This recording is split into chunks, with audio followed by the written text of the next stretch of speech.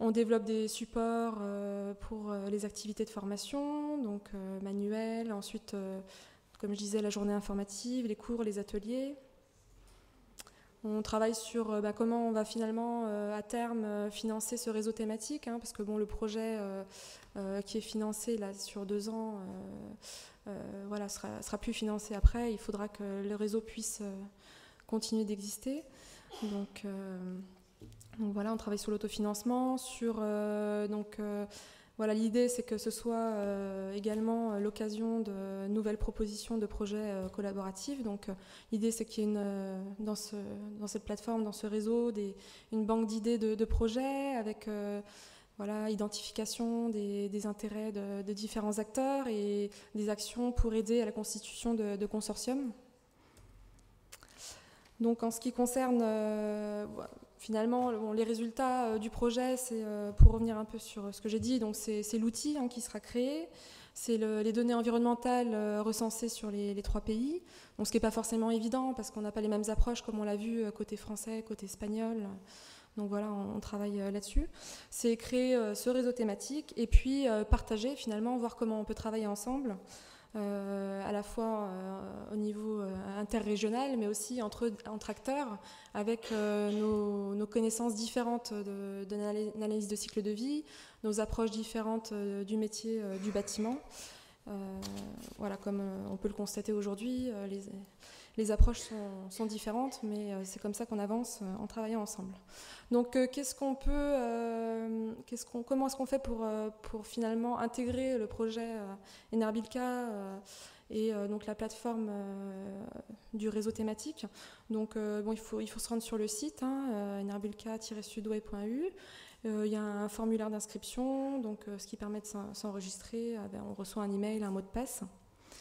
Qu'est-ce qu'elle peut m'offrir, cette plateforme? Donc un calendrier des événements autour de la thématique, des actualités, des compilations de données sur des newsletters, voilà, sous forme de newsletters semestriels, une assistance gratuite, mais sur inscription, aux actions de formation et de diffusion, un accès à la documentation. Oui, donc a priori, les cours en Aquitaine, il y en aura 2 de cours ateliers en Aquitaine qui se réaliseront au second semestre 2012. Comme je vous disais tout à l'heure, la banque d'idées de projets, notamment sur les prochains appels d'offres publics, comme I2E, la Intelligent Energy Europe. Également des propositions de projets collaboratifs et également des forums de débat, d'échange sur le sujet. Les gens qui s'inscriront pourront avoir un accès libre à tous les résultats du projet, donc l'outil, les fiches avec les bâtiments pilotes, les manuels explicatifs, les supports, et aussi des données, des données d'inventaire de cycle de vie qui existent déjà ou qui peuvent émerger, dans la mesure où elles ne sont pas protégées, et des rapports, des guides, des manuels, des études sur la CV bâtiment. Donc je vous invite à me contacter s'il y a des questions, à vous inscrire. On vous tiendra de toute façon informé de l'évolution du projet, sachant que vous êtes sur la liste de participants d'aujourd'hui. Et voilà, si vous avez des questions. Très bien, merci Lucie. Je vous invite à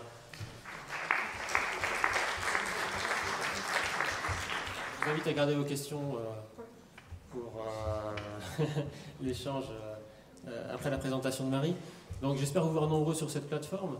J'ajouterais également qu'on réfléchit à développer une initiative pour intensifier la participation des industriels aquitains, en particulier dans cette base de données. On a vu que la base Ignace est très développée. On l'utilise pour cette initiative Sudway. Et donc on travaille à une opération collective qui pourrait toucher les industriels aquitains et qui pourrait les aider à faire de la déclaration environnementale de façon simplifiée et massive, et pour entrer dans ce genre de dispositif et participer à la valorisation de leurs produits. Voilà. On va passer la parole à Marie, donc du CD2E, pour nous parler du projet CAPEM.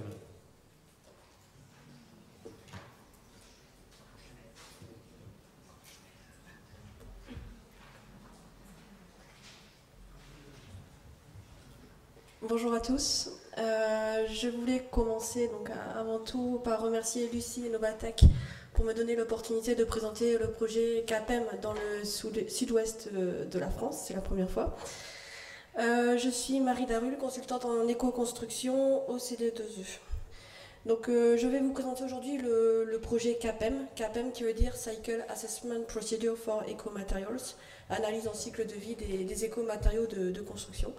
Donc, comme Enerbilka, c'est un projet Interreg de 8 millions d'euros sur une période de 3 ans, 2009 à 2012.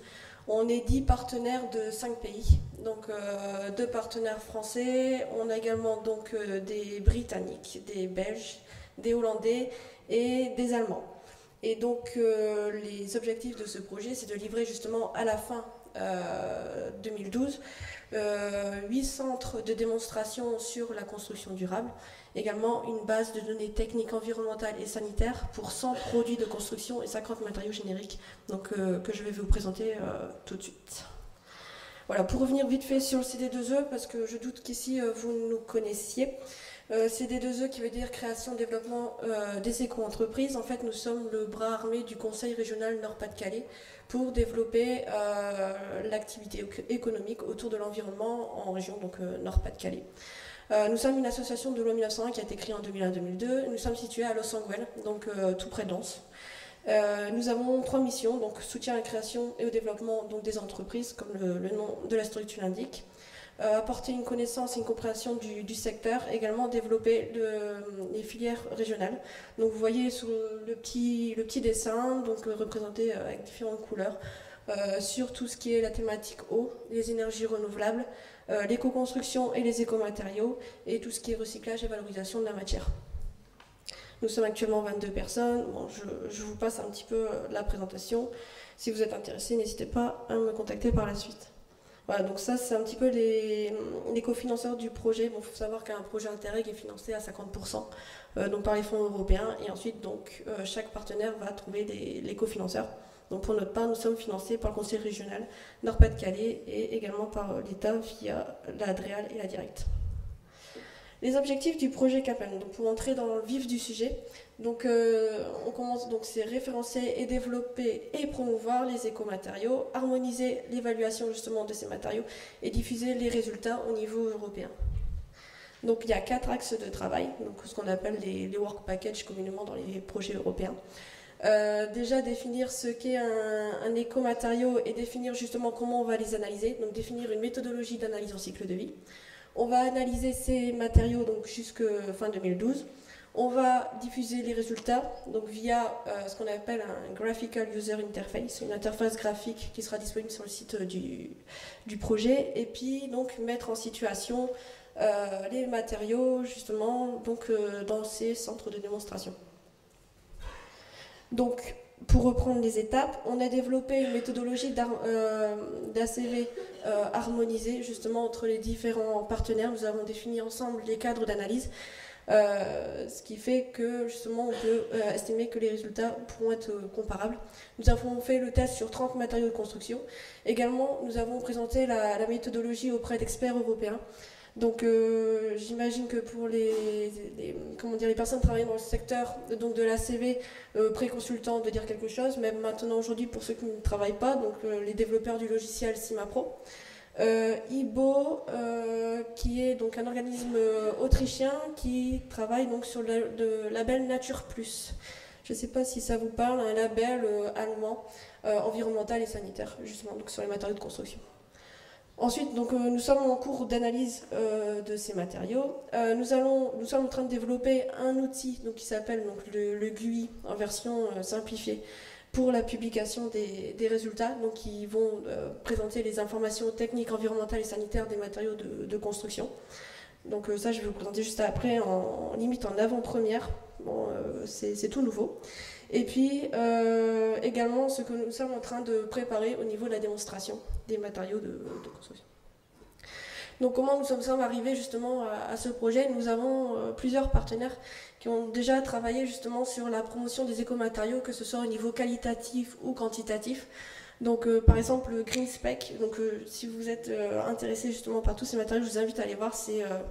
C'est un site anglais qui comporte justement 400 produits de construction où vous pouvez justement voir donc pas mal d'informations sur les les matériaux en général. Il faut savoir que ce site compte 20 000 visiteurs par mois, soit autant que le site de Castorama en France.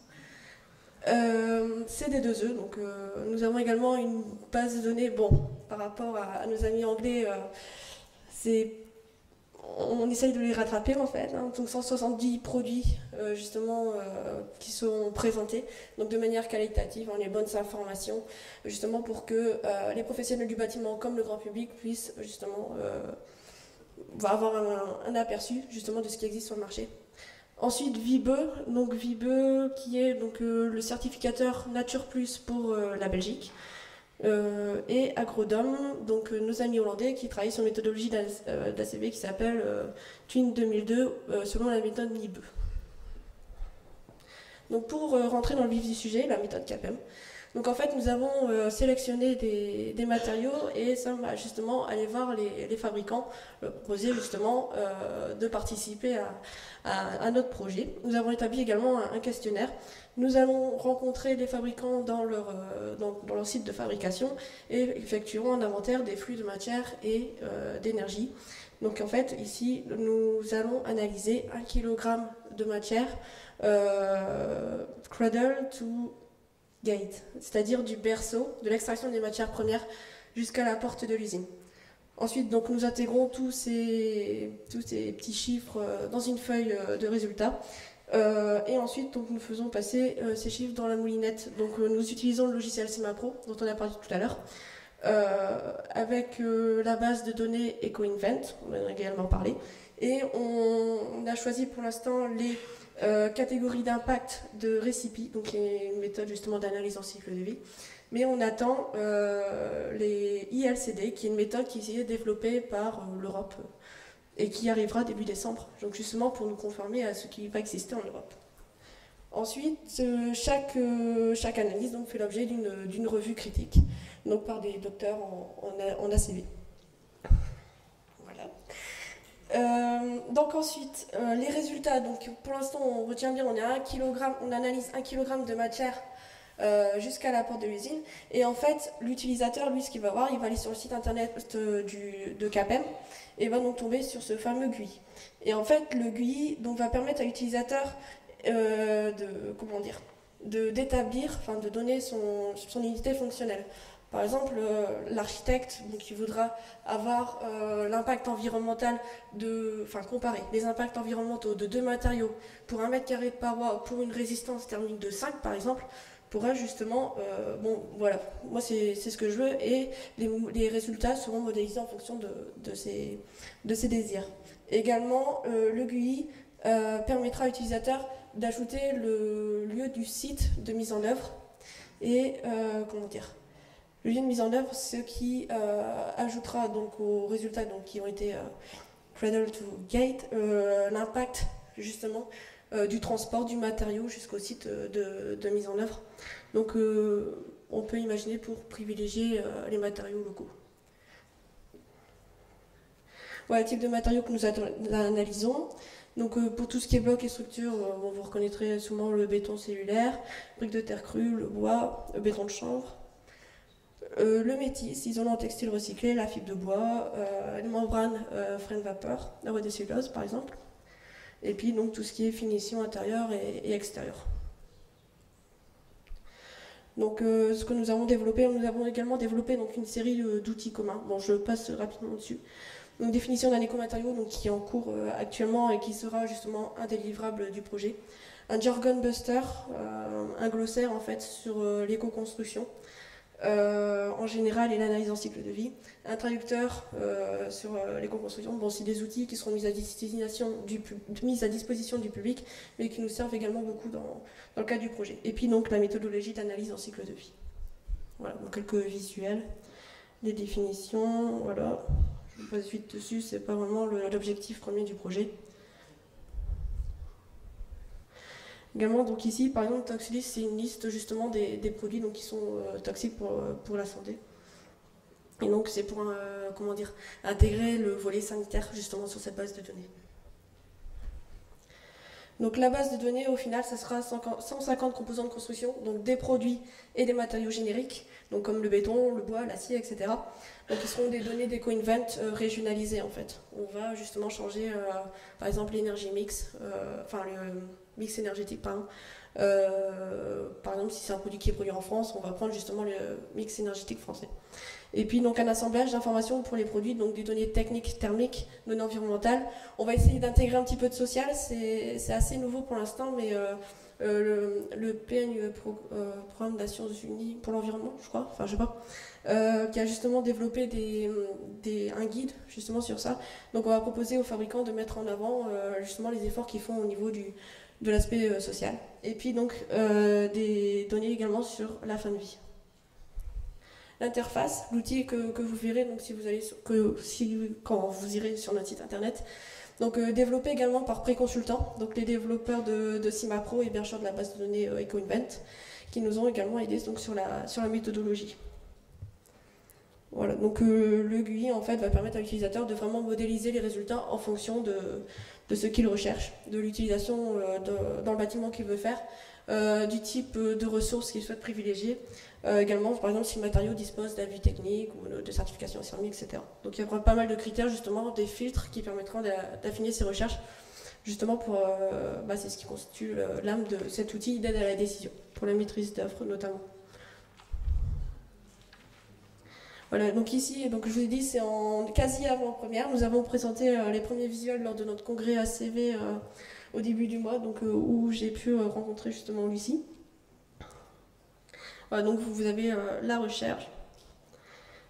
Donc les trucs chimiques, là, bientôt, sont remplacés par des noms de matériaux.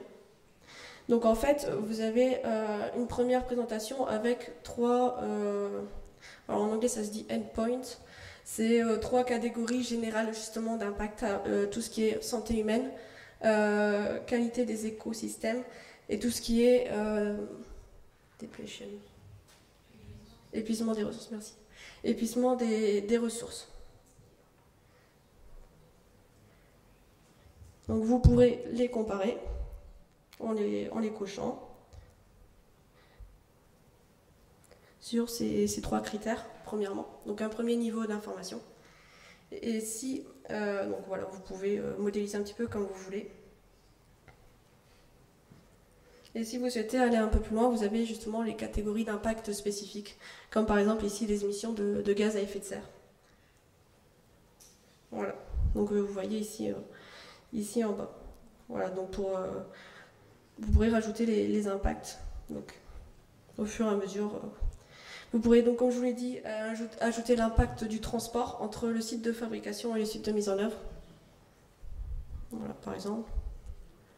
Donc de Berlin à Bruxelles.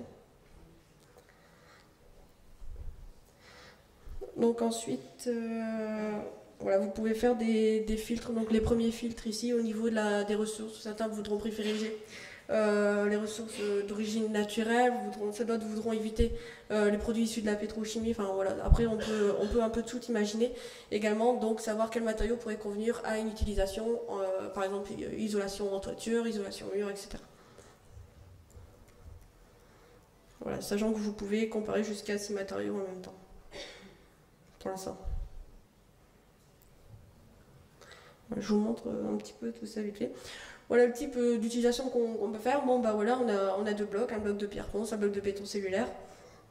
On peut justement donc l'analyse cradle to gate, donc de l'extraction des matières premières jusqu'à la porte de l'usine. Donc vous avez justement ici les catégories d'impact de la méthode CML dont on a parlé tout à l'heure. C'est la première méthode qu'on avait choisie justement pour établir la méthodologie. C'était un petit peu un essai. Et ici vous avez l'analyse cradle to site, donc jusqu'au site de mise en œuvre, et vous avez justement comparaison par exemple d'un bloc de béton cellulaire produit à 5 km avec un bloc de pierre ponce produit à 60 km. Donc on voit ici que l'impact transport est quand même assez important. Voilà, donc vous pourrez donc affiner donc en plus des données, des propriétés techniques que vous recherchez, donc ce qui est l'une des priorités quand même, privilégier justement, affiner votre recherche en fonction de vos critères. Je finis avec le réseau de centres de démonstration. Donc en fait, ce seront un réseau de 8 centres de démonstration à travers donc le nord-ouest de l'Europe, des lieux de pédagogie, de formation sur la construction neuve et la réhabilitation, via des matériothèques, des centres de documentation technique, également des écorchés mettant les matériaux en situation en fait intégrés dans les systèmes constructifs. Donc voir un petit peu, on associe quel matériau, avec quelle membrane pour avoir une paroi durable dans le temps. Également des carnets de détails, donc ça je sais que les architectes en sont assez friands. Des carnets de détails justement pour placer donc, les différentes membranes et avoir une bonne conception de l'étanchéité à l'air. Également donc, créer un réseau de données en temps réel, sachant que les bâtiments rénovés ou construits seront instrumentés. Voilà, donc vous avez la petite carte européenne. Donc ici c'est le deuxième projet, c'est Réa Futur. Donc en fait c'est rénovation d'un bâtiment, enfin d'une maison d'ingénieur des mines. Donc vous voyez ici la constitution typique de la région Nord-Pas-de-Calais, notamment du bassin minier. Donc vous pouvez imaginer que l'isolation par l'extérieur sera ici impossible, car nous sommes justement dans la conservation du patrimoine. Et donc on veut rénover ce matériau avec des matériaux biosourcés et dans la mesure du possible, donc locaux en fait, pour éviter l'impact transport. Et puis donc on constituera un centre de ressources sur les équipements cette fois-ci, donc tout ce qui est ventilation, système de production de chauffage, etc. Voilà, quelques visuels pour finir. Donc en fait, pour l'instant, c'est la halle provisoire, donc qui est justement dans la petite tente. Et on va s'inspirer de ce qu'ont fait nos collègues allemands à Münster, justement, donc présentation de matériaux avec les données techniques, et puis présentation donc des écorchés. Voilà, donc vous voyez tout de suite les épaisseurs allemandes qui sont assez impressionnantes.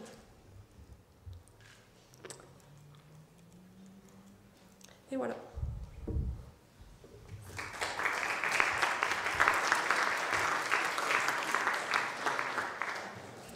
Très bien, merci Marie. Alors, des questions pour ces deux interventions, les deux projets européens.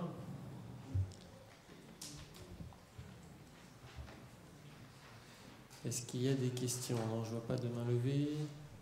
Alors moi, j'en aurais une pour toutes les deux. Est-ce que c'est difficile de parler ACV avec nos voisins européens? Est-ce qu'il y a beaucoup de barrières, finalement, avec les pays voisins?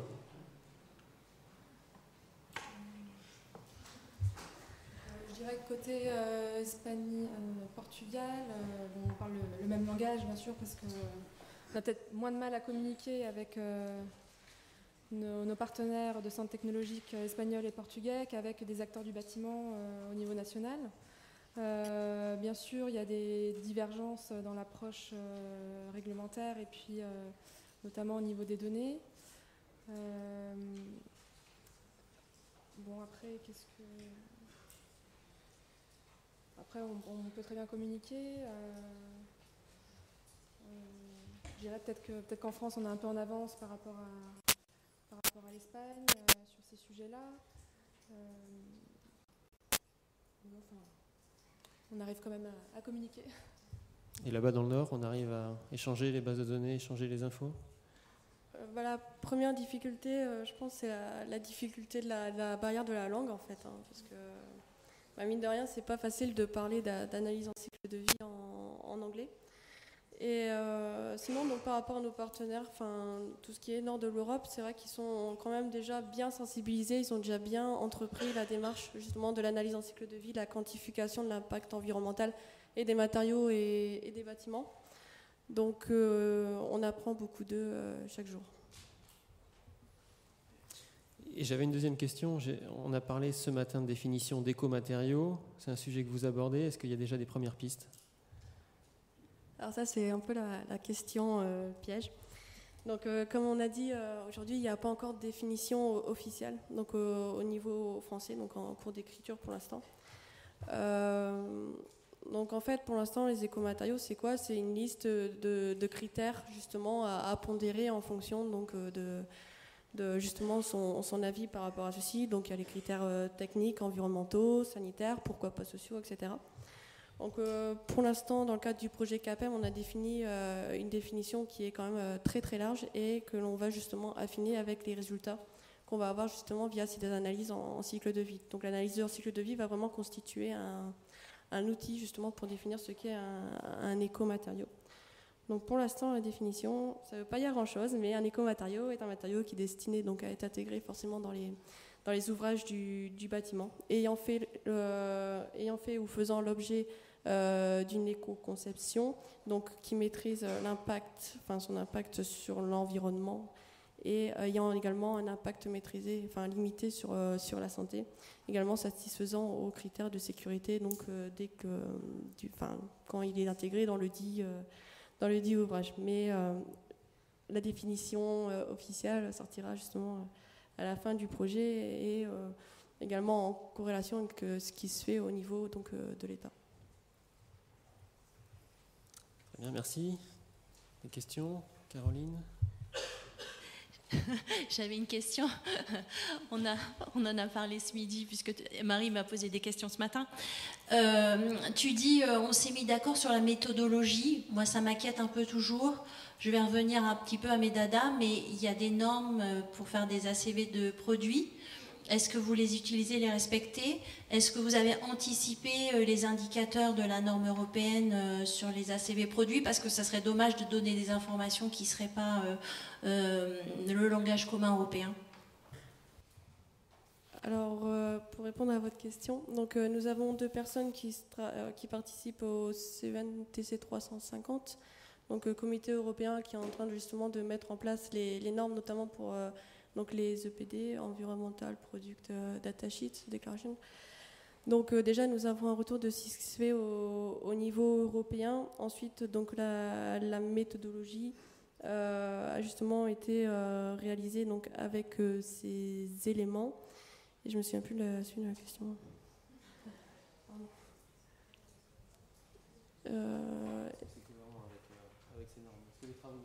Justement, on essaye justement de se tenir à jour et c'est pourquoi, en fait, on avait commencé avec la méthode CML2. Ensuite, après le travail avec pré-consultant, il nous avait orienté vers Recipe, donc qui était une méthode qui était un peu plus, les impacts étaient un peu mieux ciblés apparemment. Bon, je suis pas une experte en ACV à la base, donc voilà, je fais de mon mieux. Et donc, pour l'instant, on a mis tous les travaux justement de simulation sur CMAPRO en attente justement de la méthode ILCD, donc qui est censée arriver début décembre, donc pour suivre au mieux ce qui se fait et ce qui se préconise au niveau européen. Voilà. Une dernière question peut-être? Non? Bon. Et alors, on va passer. Merci à toutes les deux. Je vous propose de passer au dernier atelier. On va changer d'échelle. On a parlé produits, on a parlé bâtiments. Et on va passer à l'échelle quartier. C'est un changement d'échelle en termes d'intervention. C'est aussi un changement d'échelle en termes d'innovation. On est plus sur l'expérimental, sur l'exploratoire. Avec 3 interventions. S'ils veulent bien me rejoindre. Alors, on a donc Thibault Lambert du CT de l'Est qui va nous parler des infrastructures et des travaux qui développent en ce sens. Gracie Epes-Novatec qui va nous parler de l'approche développée sur l'évaluation de quartier. Et Patrick Badjou, architecte urbaniste, président d'AMO Aquitaine, qui va nous parler de sa vision d'urbaniste. Thibault, à vous. À vous la parole.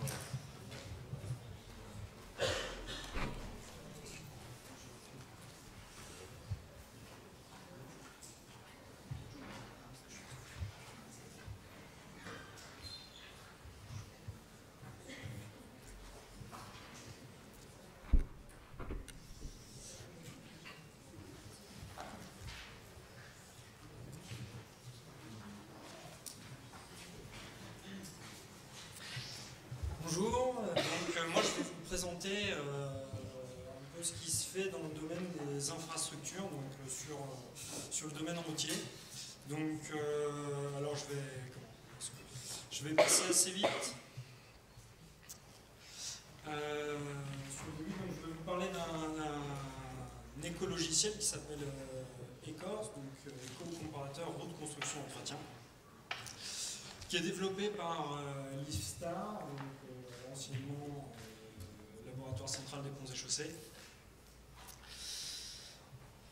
Donc je vais passer assez vite quand même sur le contexte, sur le logiciel, parce que donc, ça rejoint un peu ce dont on a parlé ce matin. Donc il faut savoir que donc, dans le domaine des infrastructures, oui. Dans le domaine des infrastructures, donc, il y a également, comme dans le domaine du bâtiment, des écologiciels qui se développent, qui sont vraiment spécifiques aux infrastructures, parce que donc, il y a quand même des spécificités qui font qu'il est préférable d'avoir des logiciels exprès. Mais en gros, c'est la même norme ACV qui est utilisée. Donc au niveau des entrées, des indicateurs, on va retrouver les mêmes choses. Et je vais donc assez vite venir sur un retour d'expérience où on l'a utilisé dans un marché public. Donc c'est brièvement donc quand même sur le contexte donc dans les infrastructures. Donc il y a des choses qui sont communes au domaine du bâtiment sur ce qui est charte de l'environnement, les lois Grenelle. Ce qui va être spécifique aux infrastructures, c'est une convention d'engagement volontaire qui a été signée donc en 2009 entre l'État, les départements de France, le syndicat des travaux publics, Syntec Ingénierie et les terrassiers de France, avec donc une convention d'engagement sur des objectifs environnementaux, donc avec préserver les ressources, la biodiversité, réduire les gaz à émission d'effet de serre, la consommation d'eau, et il y a le point 5, accroître la performance environnementale des entreprises. Et donc là-dedans, c'est favoriser la comparaison des solutions techniques avec un éco-comparateur. Donc suite à ça, il y a principalement 2 logiciels qui sont développés. Donc celui dont je vais vous parler, qui est donc développé par l'administration, et un qui est porté par le syndicat des entreprises, par le CIRF, qui s'appelle SEB. Donc sinon sur parce que donc après je vais parler d'un exemple de mise en application dans le cadre d'un marché. Donc le code des marchés publics évolue très vite, et donc il y a plusieurs articles, dont certains qui ont été modifiés récemment, qui favorisent de façon générale la prise en compte du développement durable dans les marchés publics. Donc avec l'article 5 qui précise qu'on peut mettre du développement durable, que ce soit dans la nature et l'étendue des besoins du maître d'ouvrage. Les articles 6 et 14 qui précisent qu'on peut rajouter des caractéristiques environnementales dans les spécifications techniques et dans les conditions d'exécution des travaux. Et l'article 53 qui a été modifié récemment, qui parle des critères de jugement des offres, et donc qui introduit la possibilité de mettre dans les marchés des critères de performance en matière de protection de l'environnement, mais également une notion de coût global d'utilisation et de coût tout au long du cycle de vie. Donc quelque chose, pour remettre un peu aussi dans le contexte de l'utilisation des écologiciels, pour la prise en compte du facteur environnement dans un projet, l'écologiciel, ça va être qu'une partie. C'est quelque chose de récent, mais il ne faut pas attendre ça un peu comme le Messie.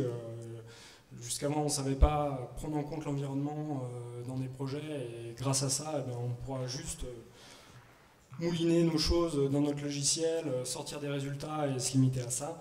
Donc, il y a aussi d'autres choses. Donc, les études en amont des enjeux, donc c'est quelque chose qui est déjà très présent depuis longtemps sur les infrastructures, parce que par rapport au bâtiment, donc on est souvent, on n'est pas en contexte urbain, c'est qu'on crée des autoroutes ou des déviations sur des nationales, on n'est pas en contexte urbain, donc on a des études environnementales depuis assez longtemps. Et donc après, sur la prise en compte dans les